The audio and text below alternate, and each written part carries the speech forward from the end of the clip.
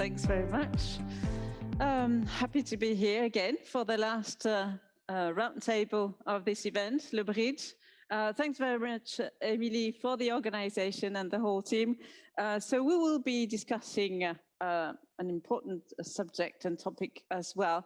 What are the innovation trends in the mobility sector? For that, we have a fantastic panel that will be calling for just now, and you see them on the screen as well. We have Pierre Lyon, Group Director for Akka Research at Akka Technologies. We have Tom Robinson, Strategic Foresight at SBB CFFS, and Sébastien, Fabre, CEO at SITA for aircraft.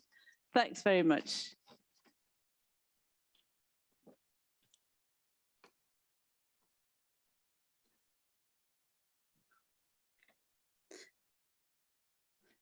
So starting, I will be asking questions in alphabetical order to all of you. So I'll start with you, Sébastien. Would you say a few words about your activities at SITA? Sure. So good morning, everyone. So SITA is a 73 years old startup headquartered in Geneva. And usually people don't know us, but everybody uses us because there's no passenger journey that do not use SITA services from either a baggage standpoint, crossing a border, or just boarding an aircraft. So I'm the CEO of SITA for Aircraft, which is the company of the group that takes care of aircraft. And we do three things. We do navigation systems, so all the flight critical systems to guide an aircraft, prepare flights, and we do that for 19,000 aircraft. So it's probably 60% of the aircraft that used to fly. These days they're a bit less, unfortunately, and 9,000 business jets. We do also systems for pilots and crew to manage their journeys. So a lot of innovation there. I'll come back to that. So preparing flight, avoiding turbulences and things like this. And the last service we offer is cabin services. So if you fly Singapore Airlines or Emirates, you can use your mobile phone on board using our service. Okay, very technical then.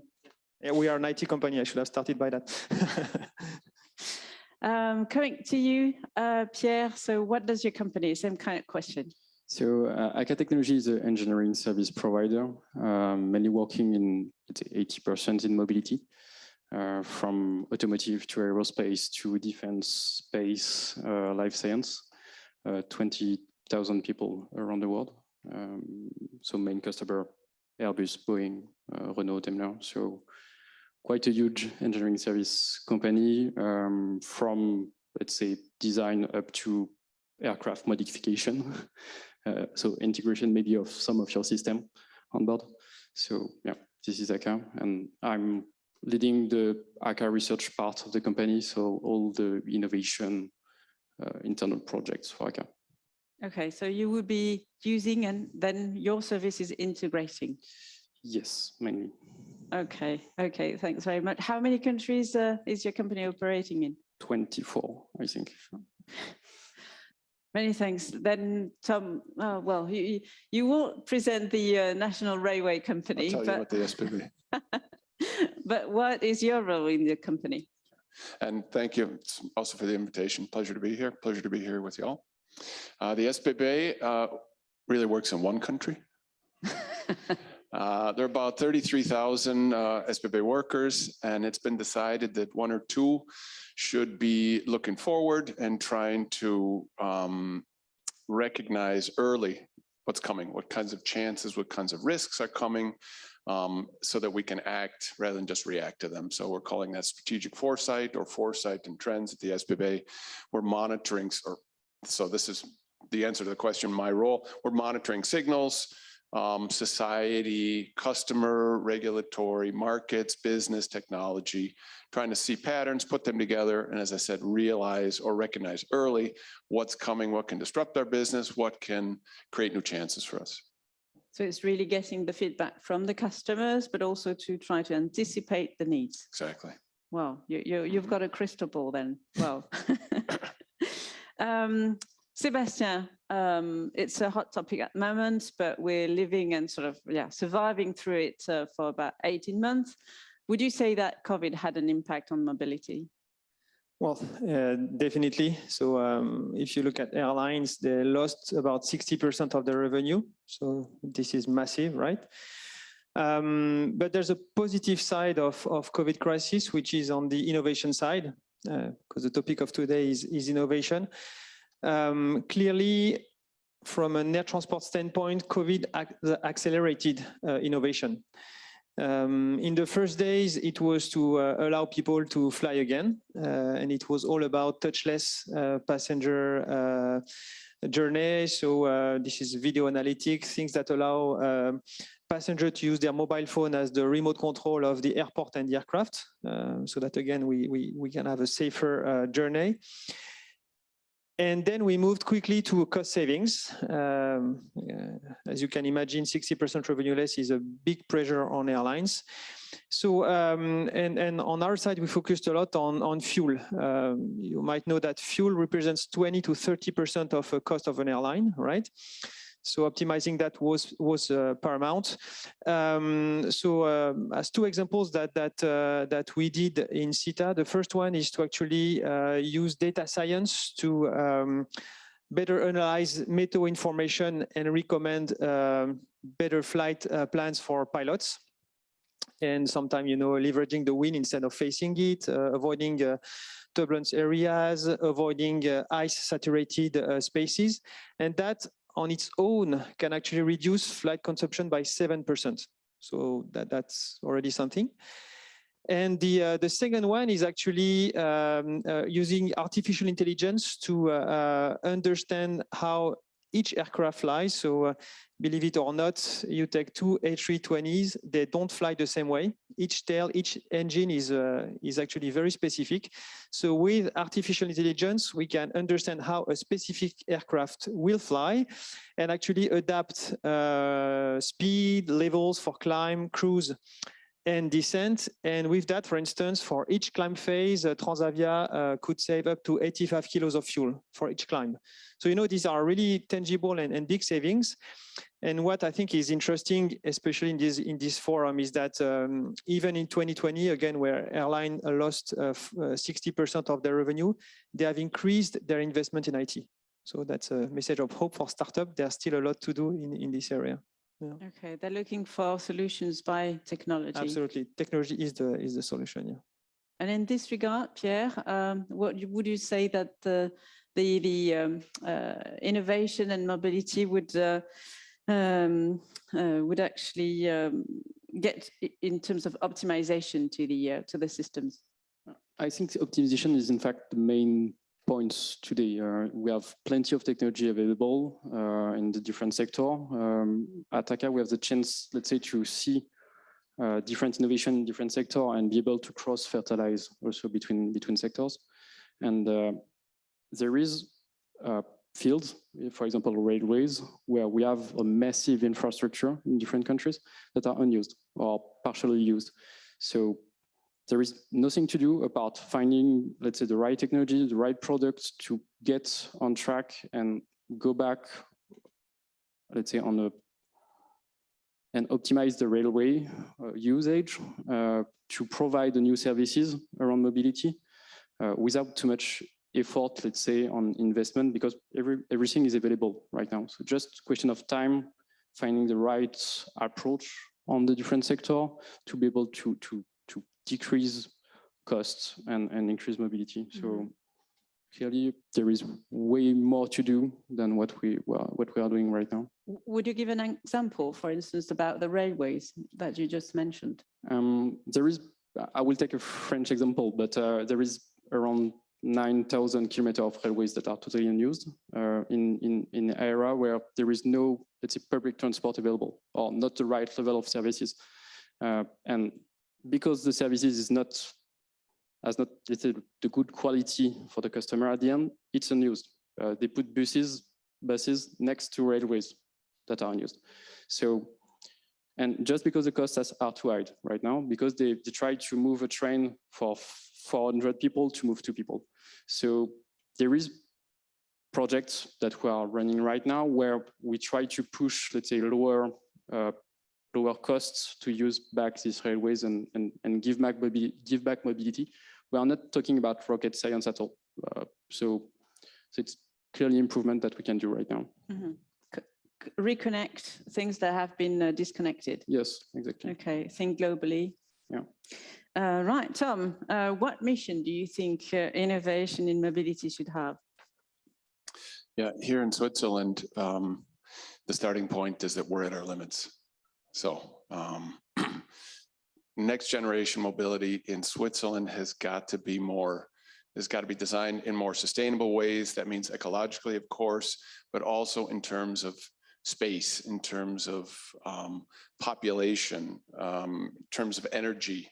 We're at our limits in a lot of different aspects, in a lot of different ways in Switzerland. More of the same is not going to help us. So we can, the next project, we can spend another, I don't know how many billions it takes to build another 2 lanes around Zurich. But, now I think it's some places where it's 6 lanes, traffic lanes. I mean, 20 years ago, we joked about California. We look like Los Angeles today. So my point is it's not a critique. My point is more of the same. At some point, it doesn't work anymore. And it feels like in Switzerland, we're at that point, it's not going to work anymore. It's not going to work much longer. It's already starting to hurt. So that means innovation is crucial. So next generation mobility has got to be sustainable in these variety of different ways. Also in terms of ecology, but in terms of structure, population, spaces as well. There are a position I've heard more than once is to say, you know what, we'll wait until they're American firms, they're Chinese firms. They're doing some really interesting innovation. We'll let them do it. Once they've done it, we'll take a look at it. We'll see what's good about it. And then we'll take the good part. That I find to be a very, very optimistic, borderline naive point of view. I just read a study 2 days ago about car sharing firms in Berlin. And right now there are 3 different firms that are covering, I can't think of the names right now, but Berlin is covered, is addressed by mainly 3 firms right now. One addresses, I wrote it down here because I wanted to remember, 20%, 28%, and 17%. But unfortunately, we can all do the math. We could say 70% coverage of Berlin, 3.5 million people. That's not bad. But unfortunately, you don't add it together because it's based on population density and income. So all 3 of these are basically covering the very same part of Berlin. There are other very densely populated areas of Berlin with no coverage. I just use car sharing as one example of future mobility.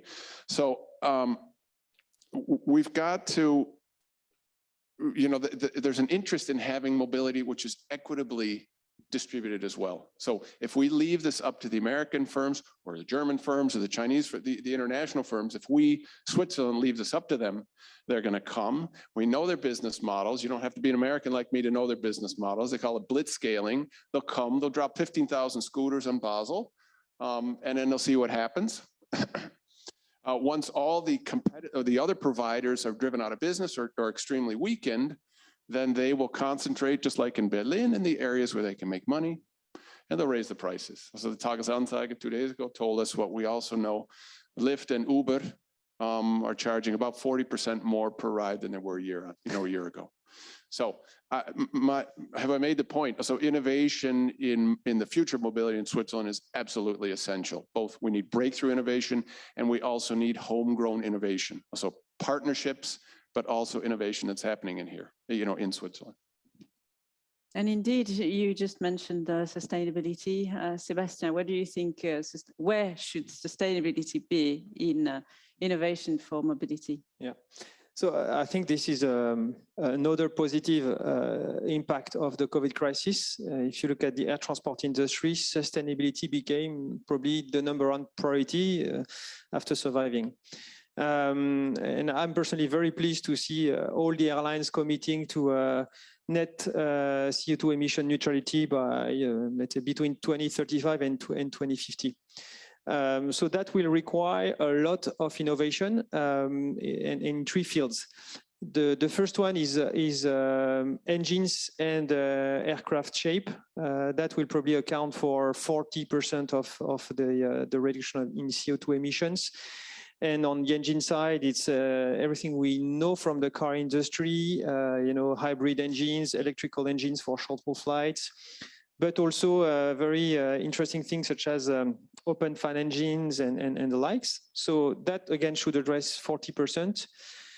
The other 40% will come from alternate fuel, net neutral CO2 fuel. And this is existing today as a drop-in fuel, so you can have a mix. And the remainder, 10 to 20%, will come from what I was mentioning before. This is optimization of flights. And this is the part we are focusing heavily on the SITA side.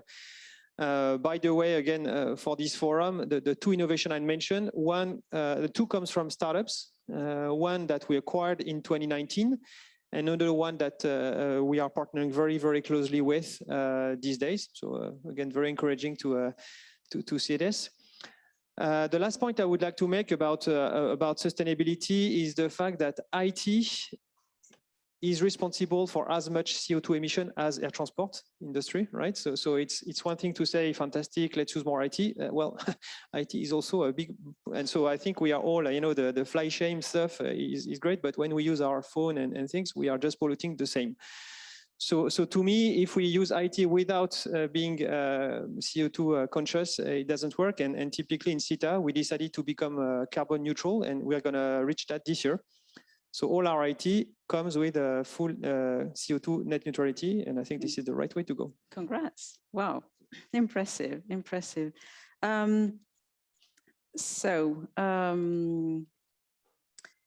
Pierre, at some point, will there be, okay, we sort of trying to improve and raise all these mobility, but will there be a point where it's too much? And Tom mentioned that already. I quite agree with Tom. It's also part of the usage. Today, we are used to have a lot. We are every day using a car that is designed to do way more than what we are doing with it. Basically, you can drive a car 200 kilometers per hour on the highway, 5 persons on board, doing 1,000 kilometers without refueling. This is clearly not possible with, let's say, technologies that are feasible right now. If we want to replace fuel in the car, it's not feasible. So we also have to work on the usage, and innovation will also be part of that. We have to work on the usage and try to learn from the usage to give the right solution to the right person. We will have to be more flexible, say, in our usage and not jump in the car in the morning and do whatever we want. So we have to think the mobility right now as multiple different usage and try to find the right solution for the right problem. The cars have their requirements, their specification, also their safety issues. And it will be quite important to also learn from that and help to change the usage and just give the right tool for the right journey. And it's part, I think, of your innovation. A scooter is not able to drive from Zurich to Geneva, even if it's electric, even if whatever. But if you take the train from Zurich to Geneva, how do you do the last mile? You will need another solution. You will need to jump from a solution to another. How do you do that without too much pain also? Because if you take a train ticket, it doesn't include your last mile with the scooter. So it's part also of the problem. We are used to be too fast, let's say, and the easiest solution is not the better ecologically, economically. So it's also part of providing the right solution for the right usage and change a bit the focus for the user. But it means that the user need to be less demanding. So you need to educate them to be... We need to give the right service that is fulfilling his expectation without, let's say, using the easiest way to do right now. And this is a bit the challenge, or to have something that is freely usable, painless, as fast, without being an ecological disaster. So part of the game right now. Yeah, and Can I that say a would, word? Yeah. yeah, Yeah, I please. think you're right. The flexibility in the offering is key. Certainly 10 years ago, I think to the car, you basically had three things you could do with a car. You could take a taxi, you could rent a car, and that was like a 45-minute process where you had to be there and sign papers and wait in line, and or you could own one permanently. It was yours. So those are basic sort of the three main points of car usage, I say 10 years ago. Well, now in between, we're certainly seeing a lot of innovation in between those, in between taxi and renting, with subscription models, with leasing models, with, and between the ownership and the, and the renting, with this whole sharing, ride sharing, car sharing. So there's even the car, every mode, and certainly the car, because it's so dominant, is seeing a lot of innovation in sort of the flexibility of it. So, and I think your point is absolutely, is interesting the way you formulate it, but it's absolutely right that in most cases, we're using the car for way less than it was actually designed to be used for. I just read a study of a European city, and it suggested that 50% of traffic was in a car, one person, less than 1.7 kilometers. And you think, so it's a 2,000 kilogram car, 200 horsepower to move, and then you're thinking, wow, in terms of efficiency, it's wildly inefficient. It's just crazy that we're making this. So this is certainly one of the dominant ways, which you point out, that innovation and mobility is going.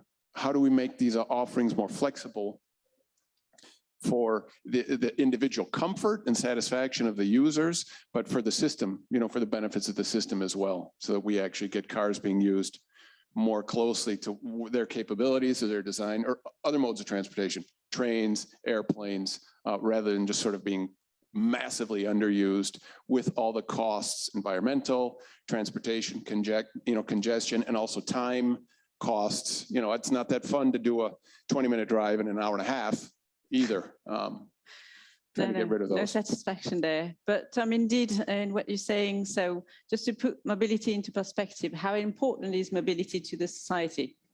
Yeah, I think, it's just, in the last 5 years or 10 years we've heard of video conferencing and telepresence and remote work. We've heard the question often, is face-to-face contact as important as it was? Will that lose all its meaning?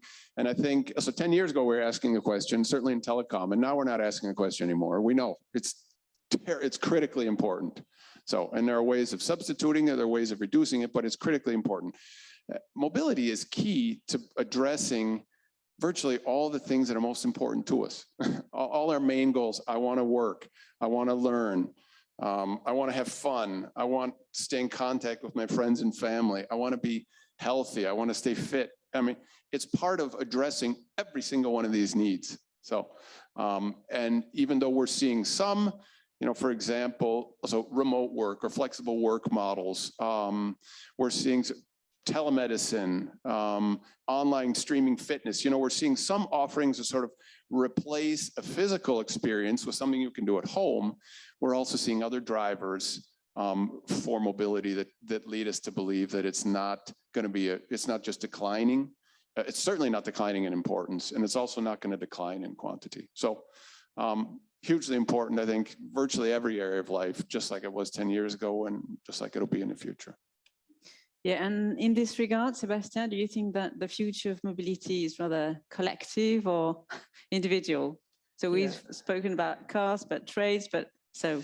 And that's a question that I think builds very well on what's been said, right? I think the challenge these days is really about the fact that we've got, efficient or not efficient CO2 emission-wise transport modes, but I think the new needs are not addressed by what we have, because the new needs are more for people who are relocating from big cities to the countryside, people who are more home working, and basically I think the needs are more intercity or intracity for big cities to come with something that allows more tailored individual transportation and fill the gaps between trains, air transportation and things like this. At the same time, I think another aspect that is important is the fact that I mean, in Europe, we have a situation. We have, I think, quite a lot of I mean, in Switzerland, to me, is just a great example of very efficient public transportation, but it's far from being the case elsewhere, right? And there are many regions where plane is the only way to go, and it will be the case for probably still 10, 20 years. So there's an area that I think to me is very interesting, is urban air mobility, because that allows to fill that gap of you know, the gap that taxi cannot fill for intra-city, big cities. So we estimate that, for instance, to cover a city like, Paris or London with 400 air taxi, you can basically provide a fairly good coverage. And I was surprised to see that the first commercial flights will happen in the next few years. So I think that could be something that is a good bridge between mass transportation and individual transportation, the scooter or the e-bike, and normally it will be sustainable. However, there will be a challenge of regulation, because already, if you look at Geneva Airport, coordinating helicopter and flight traffic is a challenge. So when you're going to have, I don't know, tens of these things in the air, it's going to be funny. Then you need to equip these cities with new airports. You need to coordinate. So a lot of challenge, but again, probably a lot of innovation areas for us. And indeed, to rebound on that, is innovation changing more rapidly than mentality? So meaning that the users still know what they're going to need really at the end, and what they will be using in 5 or 10 years' time? I think innovation is clearly going fast. There is multiple different possibilities right now that we could use. There is still regulation issues and everything that is part of the, let's say, acceptance of the solutions. But it's fairly hard to switch back from cars, from the, let's say, freedom that we had with cars for longer, from planes also. Be able to jump in a plane to do a quite short distance is not something that this time users never accept or want to accept in the near future, right? So it depends really on the usage too. We are used to something that is not sustainable. We have different solutions, but I think having solution is not, or having a lot of innovation is not giving the right solutions right now. So we will have to cluster maybe solutions and take that and apply that to the usage afterward. But so to resume, sorry. We have innovations, but we need now solutions and have them accepted by the public, which is another steps. Yeah, so we're moving to the unknown there. And yes. Tom, I was about to ask, are we going to a new paradigm for the corporate mobility companies? Yeah, I see in Switzerland, I see 2 interesting developments right now that I would say are probably a paradigm shift. We're moving from Swiss mobility providers providing mobility in Switzerland to international firms of a variety of branches providing mobility in Switzerland. So you've got, you know, Google, Amazon, WeDrive with the autonomous type stuff. You've got electricity providers, insurance providers, also offering car sharing services, ride hailing services in Switzerland. You've got, so you've got firms that can sort of cross-subsidize their mobility. You've got firms beginning to offer mobility at prices that can be almost free. So, or we expect that Google could offer probably a free autonomous, you know, something like a free autonomous mobility service. So they can, because they're getting revenue streams, of course, from other places. So this is big players that can subsidize mobility from other parts of their business is one of these shifts. And then the second one, as I said, is, you know, they're international players. Uber, we all know about Uber and its market presence in Switzerland. Mass Global, the firm behind the WIM app, which is a mobility as a service platform, just entered the Swiss market a couple months ago. So, they're not. So, I mean, they're firms, they're profit-seeking firms. The service public is not part of what they do. So, in the scenario which I just mentioned, 5 minutes ago, is what we can expect. I mean, Uber is not coming to help Switzerland be a more attractive, a place that's more attractive for businesses. Uber is not coming to help raise the quality of life for those of us who live in Switzerland. So, they're coming to make money. So, we want to be careful when we think about how involved and how passive to be in the Swiss market. But those are the two things I would call the paradigm shifts, two very, very large and important developments in mobility in Switzerland. The fact that you're getting non-mobility firms offering it here, and you're getting a bunch of global firms moving into the Swiss market like that. I don't know if you guys see that in your branches as well, but that's kind of a big one here in Switzerland. So it's like interoperability. Sébastien, would you say that innovation is more advanced for goods or for people transportation? I think on the people side, we were more advanced, but we are going backward, unfortunately, because of more regulation. The health issue is bringing a lot of constraints. So we are back to a situation or processes we were using 10 or 20 years ago. But I don't think, it's not a question of innovation or technology. It's more, again, a question of regulation and things like this. So hopefully that will come to an end fairly soon. On the goods transportation, if you look at the freight forwarders and things like this, fairly digitalized processes. There's one area which to me is interesting, is again back to my aircraft business. It's all about actually the aircraft spare part, and I think it's just an example to illustrate the fact that some of the processes remain very, very paper-based. So if you take aircraft spare parts, those are things that cost $10,000, $100,000, and even more. And here it's a lot of paper that has to be exchanged and between different players, and it goes beyond the transport of the spare parts. And I think this is a good also area for innovation, but beyond transportation, you need to integrate the full supply chain, from the people who are producing or maintaining the spare parts, from the people who are actually carrying them, and the one who are going to install them and repurpose them if need be. And typically at SITA right now, we are working on what I think is a very promising project to use blockchain to do that, because you can actually fully digitalize the end-to-end process. You can have traceability, you can have tracking. And there are plenty of processes like this where, again, lots of area for innovation, but I think you have to think the end-to-end chain, not the transportation part only. Mm-hmm. Yeah, again, to have the whole picture. And to you, Pierre, what should be innovation go towards more technological parts or material?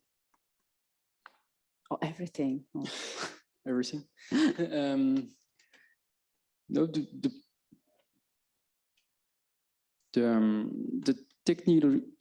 technology is already there, so let's use it. It's part of your example. Blockchain is already there. Let's say the current tools and paper of flow is already existing, but it's a mess of time, of paper signature and everything. So it's really application of technology where we can find the gaps. That is key, in fact, to go forward. Okay, so and in this regard, Tom, you answered that sort of already, but where do you see new trends? Yeah, I like to use the three categories: need, sort of customer need, solution, and business model. The business model, I mentioned in terms of cars, we're seeing a bunch of these sort of sharing subscriptions, ownership models, this kind of thing. In terms of needs, there are, the drivers of mobility. There's the remote work, which I mentioned. There's remote learning, as we know.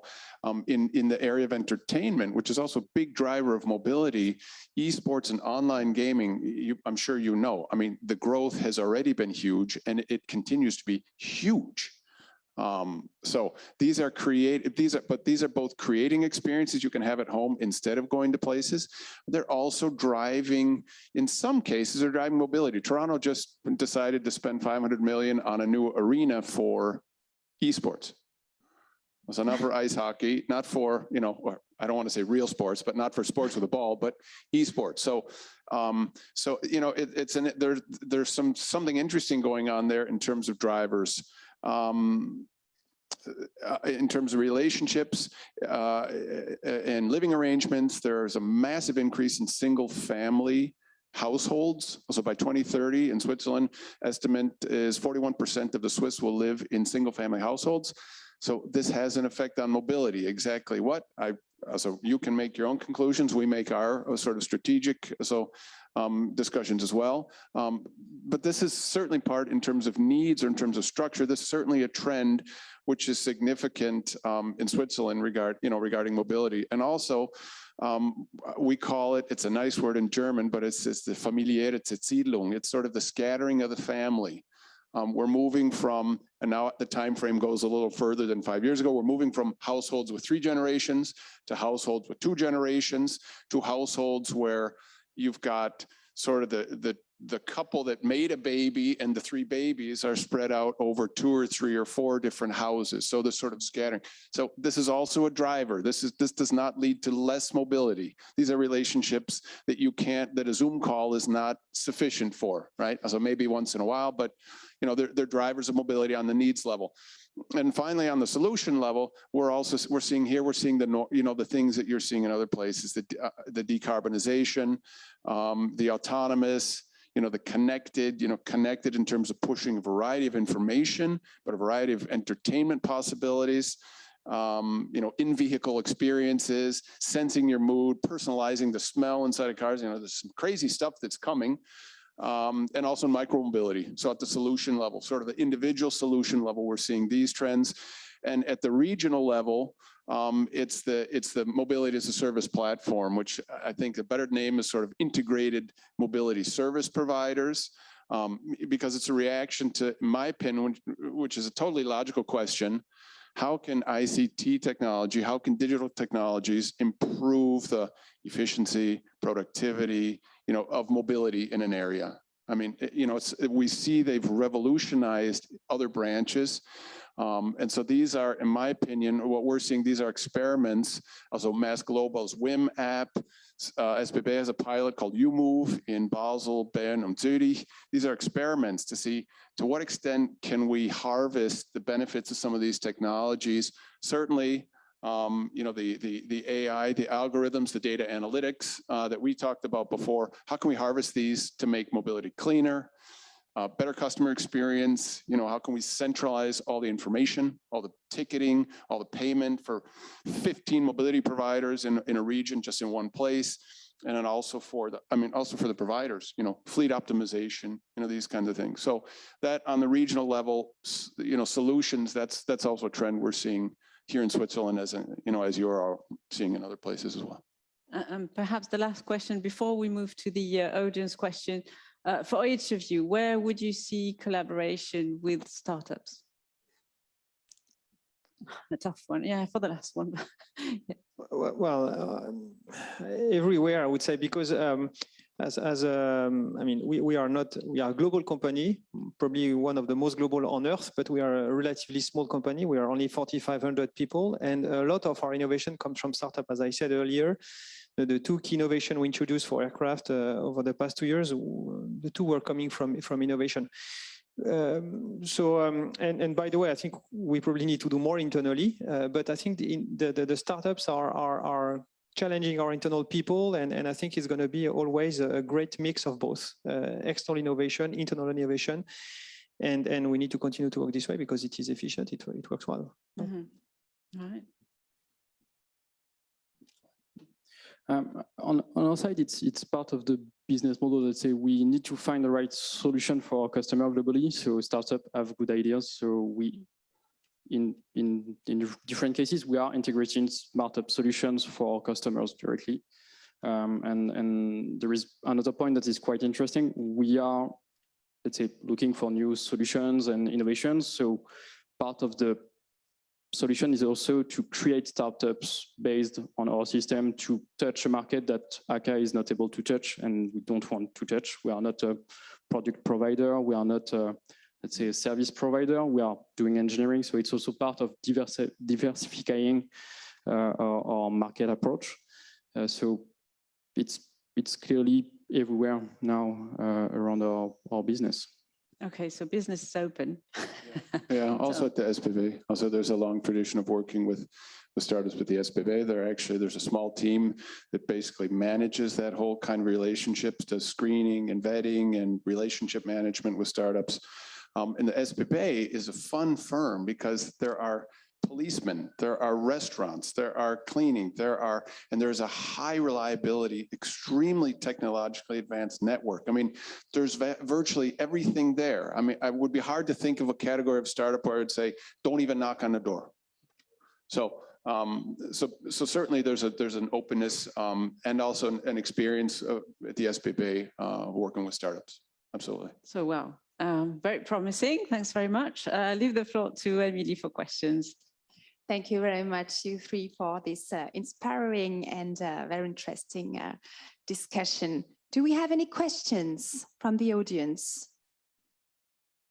Do we have anything online? Silva.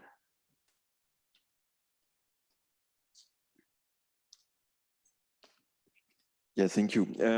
I have a general question because we often speak about this famous last mile connection, right? So apparently we have a need, we have financing, we have companies active, we have startups active. And at the same time, we have been informed last week, it was on Friday, I think, a famous scale-up in the canton of Vaud, Best Mile, went bankrupt. So they had a great team, they had technology for the last mile connection, they had financing, they had everything we saw. So apparently it's not so easy to sell and to be successful in the last mile connection. So not speaking in particular about this company, but in general, how do you think, where is the problem? Is it a political issue? Is it a technology? Is it issue? Where is the problem for you about this last mile connection? For a Swiss company perspective, of course. Thank you for asking. That would be for me. Wow, thank you. Thanks, you. That's a super question. So usually you say, oh, that's a great question, but that one actually is a really, really good question. And I think there's more than one last mile challenge. The last mile challenge in a city is different from the last mile challenge in a rural area. So the big, so last mile challenge in the city involves the fact that there are so many other people doing the last mile that it becomes relatively inefficient, very slow, costly. It clutters up the living spaces of people. We've seen some resistance to even sort of last mile bicycle logistics startups in different parts of Switzerland recently. Neighbors not liking them there. In the less urban areas, then the last mile challenge is the flexibility, in my opinion. It's the flexibility and the convenience. But then we're focusing only on people who are able to own a car and able to drive a car, because there are a lot of people who actually are not. So my daughter just turned 16 today. She's not able to drive a car, and my parents are old enough to no longer be able to drive a car. So we're actually, so I make a statement, but then I qualify to say we're focusing on a very, very, not a small, but we're focusing on one segment, which is not the only important segment. But I think there's the flexibility and the convenience. So the automobile is such a flexible solution that it's very, in less densely populated areas, it's very, very hard to compete with because of flexibility and convenience. And also it's been massively subsidized too. Also, there are huge amounts of the costs of driving, building and maintaining roads, building another 2 lanes around Zurich, are sort of hidden in the day-to-day. We feel the gasoline, we feel the insurance, and every few years we feel the purchase. So, and many of these other kinds of costs are hidden to us. So. And maybe I can speak of a last mile I deal with. So in air transportation, the last mile is pretty long as a mile. But again, back to the urban air mobility topic, the challenge is not technology, right? I mean, we will find a way. The challenge is really about regulation and infrastructure. I think we are probably at a point in time where, like when Metro got created, right, the city has to evolve to adapt to those new transportation modes. Again, new kind of very small airports to deal with 5 people, 2 people. Again, the air navigation space is a real nightmare because you've got the aircraft, the helicopters, you've got the Mr. and Mrs. X drones, and you've got those things. Then you need to, as Tom was rightly saying, to have end-to-end ticketing and timing, synchronization. So a lot of things to invent, and the regulation. If you think about air transportation, it is very, very, very slow. So to me, that's and this is probably why the investments behind those technologies are massive, because you have people that can wait, because you need years to get there. So I'm not too sure this is really the best place for pure startup in a sense. Little and agile infrastructure. Here I see people with massive investment and able to wait 10 years before it's going to deliver. Yeah. And on top of this massive investment, you are also competing with companies that are public subsidies. So if you have a mobility idea, you have massive infrastructure investment, and at the end you are competing with a railway, public railway that is 75% funded by the state. So how do you make money where the public company is not making money itself? So it's really, really hard to find the right business model. And if you take, for example, a shared car in Europe, a lot of companies bankrupt, and even big one, Daimler and BMW launched a service in major cities that failed and stopped the concept. The idea at the beginning was great. A car isn't used 80% of the time. Let's share it. It failed. And the idea was great because the business model is really tricky. So massive infrastructure, public subsidies everywhere. Find your own place to live, but it's quite hard. Do we have any more questions? I don't think so. Okay, thanks very much, Emily. So thanks very much for the panel. So we just look forward to what comes ahead, really. It's very exciting about mobility. We can't even think about what's coming. So many thanks indeed, and a big applause to our fantastic panelists.